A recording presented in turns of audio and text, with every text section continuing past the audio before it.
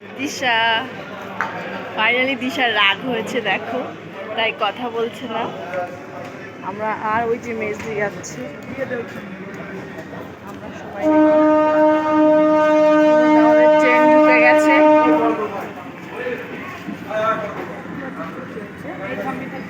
দিদির রাগ হয়েছে তাই কথা বলছে। কেন দিদি যাবে না বলেছিল, জোর করে নিয়ে যাচ্ছে তাই। বাবা চোখে চশমাটা দে।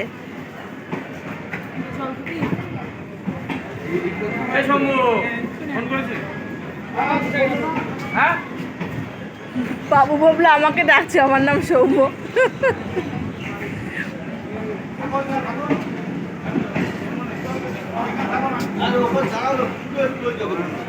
এত রাগ হচ্ছে কেন? হাস।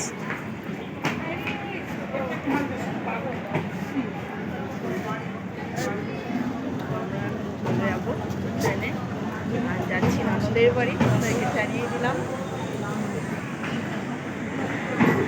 আমাদের ট্রেন ঢুকেও গেছে।